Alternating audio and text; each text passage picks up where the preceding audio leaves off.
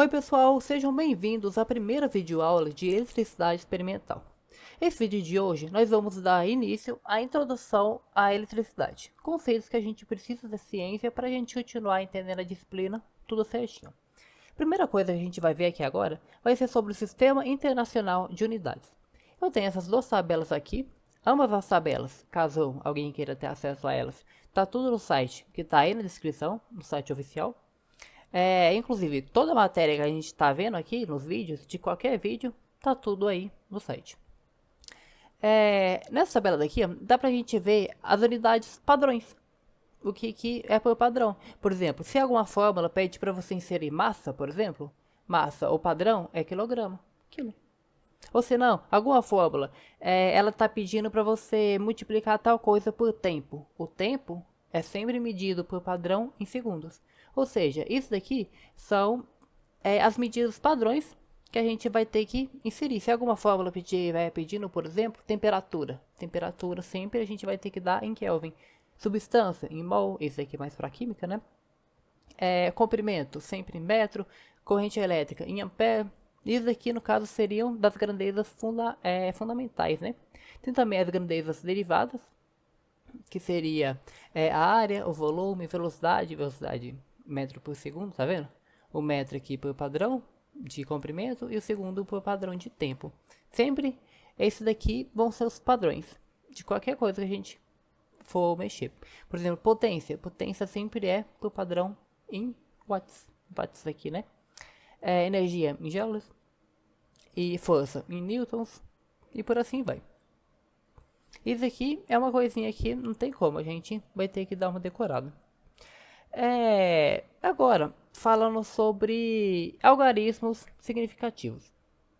Algarismos significativos, eles possuem basicamente 6 regras. A primeira regra é qual? Como saber se um algarismo é significativo ou não? A primeira regra é o quê? Números de 1 a 9 sempre são significativos. Então, por exemplo, eu tenho esse número daqui, ó, 123. Os 3 algarismos são significativos. Aqui eu tenho 3 algarismos significativos. Já esse número daqui, ó, por exemplo, 117. Tem um zero aqui na esquerda. Esse zero não está contribuindo em nada com esse valor aqui. Então ele não é um algarismo significativo. Eu só tenho aqui 2 algarismos significativos. E essa é a segunda regra. Zero à esquerda de qualquer número diferente de zero, ele não é significativo. A terceira regra é o que? Zero após um número decimal é significativo. Então, por exemplo, esse 123 aqui tem 3 algarismos significativos. Só que se eu tivesse 123,1, tem 4 algarismos significativos aqui. Vírgula 10, esse zero daqui ele não está contribuindo para muita coisa. Só que ele também é considerado o algarismo significativo. Então aqui a gente tem 5 algarismos significativos. Essa é a terceira regra. A quarta regra é que zero entre números de 1 a 9 é significativo. Ou seja, 109, por exemplo, eu tenho um zero entre 1 e 9. Então, ele aqui, nesse caso, é um algarismo significativo. Então, aqui eu tenho também 3 algarismos significativos. A quinta regra é, na notação científica, todos os números antes da potência é significativo. Literalmente, todos os números. Mesmo se tiver 1,0 ou independente do que esteja escrito, todos os números na notação científica é significativo. A gente vai ver melhor como passar alguma coisa para a notação científica e vice-versa. E, por último, zero após um número distinto de zero em um número sem vírgula não é significativo. Isso aqui é uma coisa que confunde bastante gente, que é o quê? 1000, por exemplo. Esses zeros aqui estão dizendo que não é um número normal, é o 1 multiplicado por 10, multiplicado por 10, multiplicado por 10. Ou seja, esses zeros daqui estão contribuindo para o valor, né? Por exemplo, se eu apagar esse zero daqui, vai mudar o valor de fato. Não é que nem o caso do 0,17, por exemplo. Só que nesse caso daqui, o número ele não tem vírgula. Então, qualquer zero que está aqui para o final do número, aqui, ó, ele não é o número, não é o algarismo significativo. Ou seja, nesse caso daqui, só existe um algarismo significativo, que no caso é 1. É uma coisa que confunde um pouco. Ou se não, por exemplo, 1200. Só tem 2 algarismos significativos. Aí, um negócio que a gente tem que também tomar cuidado para a gente não confundir com isso, que é o quê? Isso só vale para números sem vírgulas. E se eu tiver 120,0, agora sim. Tem 5 algarismos significativos. É o mesmo número, sim. Só que por ter um vírgula zero aqui, agora tem 5 algarismos significativos. Agora que a gente viu o que é um algarismo significativo, vamos falar um pouco, antes de falar de notação científica, vamos falar um pouco sobre arredondamento. Só dar uma relembrada aqui. Arredondamento é o quê? A gente aproximar um número com o outro. Por exemplo, finge que eu tenho, no caso a gente vai perder a precisão com isso, né? Não vai ser o número exato. Só que a gente vai aproximar um pouco. Vai ficar mais fácil da gente trabalhar. Talvez um número menorzinho, algo do tipo. Por exemplo, finge que eu tenho esse número aqui, ó. 3,27, 28, 71. É um número grande, imagina eu ficar escrevendo isso daqui toda hora. E se eu aproximar ele para um número com 2 casas decimais só? O que eu vou fazer? Ou seja, ele só vai ter 2 casas decimais. Só vai ter essa partezinha daqui, ó. Então, o que eu faço? Eu quero só 2 casas decimais. Então, eu vou olhar para a terceira casa decimal e ver que número que é esse. Se for um número menor do que 5, eu vou deixar do jeito que está. Se for um número de 5 para cima, eu vou incrementar em 1 nessa casinha daqui, ó, nessa unidade. Por exemplo, nesse caso daqui, ó, eu quero deixar com 2 casas decimais só. Então, o que eu vou fazer? Eu vou olhar para a terceira casa decimal e ver. É um 2. Se é um 2, eu vou deixar do jeito que está. Ou seja, eu vou deixar assim, ó. Aí, ó, eu arredondei. Mas se, por exemplo, eu quero arredondar para 3 casas decimais. Eu quero deixar com 3 casas decimais esse número. Ou seja, o número ele vai ficar com essas 3 casas decimais aqui. Então, se eu quero deixar com 3 casas decimais, eu olho para a próxima. A quarta casa decimal. Eu tenho 8. O 8 já é maior do que 5. Ou seja, eu vou tirar essa parte daqui. E eu incrementar em 1 nessa última casa daqui, ó. Pronto. Eu arredondei. Aqui. É só para dar uma revisão mesmo. Arredondamento consiste mais nisso. Da gente aproximar um número em outro. E é mais isso mesmo. Aí, outra coisa então, vamos falar então sobre as potências de 10 também. Como que funciona as potências de 10? Como que a gente vai usar isso? Esse tipo de coisa. Imagina esse número daqui, ó. 1, 2, 3, 123 no caso, milhões. Esse número daqui, ou se não, vou até um número maior ainda, bilhões. 123 bilhões. É um número grande. E se eu quiser escrever ele de uma forma menor? Por exemplo, eu não quero ter que ficar escrevendo assim toda hora quando eu for me referir a ele. O que eu posso fazer? Todos esses zeros aqui, ó, eu posso resumir todos esses zeros aqui em apenas 10 elevado a 9. Por que 10 elevado a 9? Porque tem 9 zeros aqui no caso. Esse aqui é uma das regras de potência, né? Que 10 elevado a qualquer número vai ser o quê? Esse número que está aqui é a quantidade de zeros que vai ter. Aí, ó, N números. Aí, então, 10 elevado a 9 tem 9 zeros. Então, eu posso resumir qualquer número que tem 9 zeros aqui, ó, como 10 elevado a 9. E esse daqui, esse 123 que sobrou, eu vou passar ele multiplicando. Ou seja, isso daqui é a mesma coisa disso daqui, ó. Só que isso daqui, ó, é muito menor. É muito mais fácil escrever isso aqui. Ah, mas e se fosse um número maior ainda, por exemplo, que ele tem zeros adoidados aqui, por exemplo, ele tem 21 zeros. Tem 21 zeros. Fica muito grande para escrever. O que eu posso fazer? Eu coloco aqui, ó. 21. Isso aqui não é notação científica, é quase. Aqui eu só estou usando potências de 10. Aqui, ó. Eu estou falando que tem 120, é como se fossem outras palavras. 123 e logo após vem 21 zeros.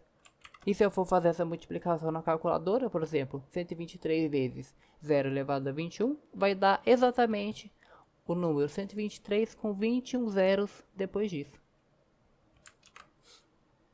Aí, vamos voltar aqui ao nosso exemplo com 9 zeros só, para ficar um número melhor assim da gente trabalhar. Aí, então potências de 10, o número que está aqui é a quantidade de zeros que tem. Mas e quando tem um número negativo? Quando tem um número negativo, por exemplo, aí a gente vai fazer quase que o contrário. Ao invés da gente ficar aumentando para cá, por exemplo, como se fosse adicionando zeros e vindo para cá, a gente vai vir para esquerda. Ou seja, quanto maior o número que eu coloco aqui, ó, por exemplo, se eu colocasse 11, então quer dizer que tem mais 2 zeros, tem 11 zeros no total. Se eu diminuir, por exemplo, eu diminuir para 5 aqui, ó. Eu diminuir para 5, então só tem 5 zeros. Aí, se eu diminuir para 1, vamos diminuir aqui para 1. Então quer dizer que só tem o quê? 1 zero. Mas e se eu colocar... Se eu colocar 0 aqui, ó. Se eu colocar 0, então não tem nenhum zero. Mas e se eu colocar menos 1? Se eu colocar menos 1, eu tinha como se fosse que tirar um zero daqui, ó. Mas não tem um zero para tirar. Então aqui que vem a vírgula, como se fosse 123,0, eu tenho que fazer o quê? Tirar essa vírgula daqui e colocar ela aqui, ó. Ou seja, a gente vai começar a mexer com a vírgula quando está com um número negativo. Quando está com uma potência negativa, a gente vai começar a mexer com a vírgula. Ah, por exemplo, 123 aqui, ó. Elevado a... Vamos colocar o 10 elevado a menos 3 aqui, ó, por exemplo. Então quer dizer o quê? Que a vírgula vai dar 3 casas para a esquerda. Ou seja, 1, 2, 3. A vírgula vai vir aqui, ó. Vai ser esse número daqui, ó. Então, esse número e isso são a mesma coisa. Ah, mas e se fosse, por exemplo, 7 aqui? Se fosse 7, como que ficaria 7? A gente vai dar 7 vezes... A gente vai dar 7 vezes a vírgula. No caso, para a esquerda. Vamos adicionar alguns zeros aqui, só para a gente ter uma movimentação com a vírgula melhor aqui. Então, vai. 7 vezes para a esquerda. 1, 2, 3, 4, 5, 6, 7. Ou seja, a vírgula vai vir aqui. Aí, ó. Posso apagar esses 2 zeros aqui. Então, esse número daqui, ó. Olha que coisa boa. E olha aqui que interessante também. Menos 7. Ou seja, nesse caso aqui, como esse número ele não tem vírgula, tem exatamente 7 casas depois da vírgula. Ah, mas e se aqui fosse um número com vírgula, por exemplo, fosse 1,23? 1,23, o esquema é o mesmo. A lógica é a mesma. No caso, a vírgula ela está aqui e eu vou mover ela 7 vezes. Ou seja, 1, 2, 3, 4, 5, 6, 7. A vírgula ela vai vir aqui, ó. Tá vendo? Eu sempre fico deslocando a vírgula de lugar. Quando ela não aparece, eu começo desde o início aqui, ó. Quando ela aparece, eu vou de onde ela aparece e desloco 7 vezes. Porque está elevado a menos 7. Se tivesse elevado a menos 5, a mesma coisa. No caso, vamos começar do início aqui, ó. A vírgula ela está depois do 1, né? Vamos mover ela 5 vezes para a esquerda. Então, 1, 2, 3, 4, 5. Aí, ó, a vírgula agora ela está aqui. E resulta nesse número daqui. Ah, mas e se fosse um número com vírgula e aqui fosse positivo? A lógica é a mesma também. Eu vou pegar, no caso, ao invés de só adicionar zeros, na realidade, o que eu estava fazendo aqui antes era movendo a vírgula. Só que como, por exemplo, a vírgula estava aqui, né? Se ela não aparecia, a vírgula era como se fosse 1,0. Eu estava movendo, por exemplo, quando estava elevado a 9. eu estava movendo a vírgula 9 vezes para cá, porque estava positivo. Só que quando eu movia 9 vezes para cá, a única coisa que mudava era que ficava adicionando zeros. Vamos ver como que ficaria com um número com vírgula, por exemplo, para a gente entender melhor isso, entender melhor na prática. A vírgula ela está aqui. Eu vou então 5 positivo, então eu vou mover para direita. Eu vou adicionar alguns zeros aqui, ó. O que sobrar a gente apaga depois. Então vamos mover a vírgula 5 vezes para a direita, porque o número aqui é positivo. Então vamos mover 5 vezes para a direita. 1, 2, 3, 4, 5. Então a vírgula ela vem aqui, ó. Mas, ó, vírgula, como vírgula 0 a gente não precisa escrever, a gente pode escrever assim, ó. Então só corrigir esse zero daqui que ficou feio. Aí, ó. Tá vendo? Ela tava o quê? Ela tava aqui e acabou que ela andou 5 casas para a esquerda. Ou seja, tá vendo que aqui, ó, 5 casas aqui. No caso para a direita, né? 5 casas à direita. Foi o que ela andou. E, ó, virou esse número daqui. E a notação científica? É isso aqui, ó. Só que no caso, ela funciona a partir de potências de 10. Só que o que é de especial na notação científica? O número que está aqui, ele sempre vai ser menor ou igual. Por exemplo, o número que está aqui, ó, ele tem sempre que ser menor ou igual, no caso maior, né? Maior ou igual a 1 e menor do que 10. Ou seja, se eu colocar 123 aqui, ó, por exemplo, 123 não está entre 1 e 10. Ou seja, isso daqui não é notação científica. Ah, mas eu quero transformar isso daqui, ó, em notação científica. O que que eu faço? Coloco a vírgula aqui. E aí, ó, eu vou ver 2 casas a vírgula, né? 1, 2. Então eu vou fazer o quê? Adicionar 2 aqui, ó. Adicionar 2 aqui. 5 mais 2, 7. Ah, mas e se fosse o contrário, por exemplo? Vamos supor que eu tenho esse número daqui, ó. 00,123. Eu tenho que ter um número entre 1 e 10.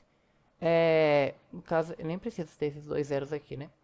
Eu tenho que ter um número aqui, multiplicando o 10 elevado a alguma coisa, entre 1 e 10. Só que aqui eu tenho um número menor do que 1. Então o que que eu vou fazer? Olha aqui, ó. Tá 10 elevado a 5. Eu vou mover uma casa para ficar 1, alguma coisa. E como eu movi uma casa para a direita, o que que eu fiz? Eu aumentei o número. Se eu aumentei o número, eu tenho que diminuir daqui, ó. Em outras palavras, se eu vou mover a vírgula aqui para a direita, eu diminuo o expoente. Se eu vou mover a vírgula para a esquerda, eu aumento o expoente. E assim a gente consegue escrever tudo em notação científica. Por exemplo, vamos fazer um treinamento aqui, ó.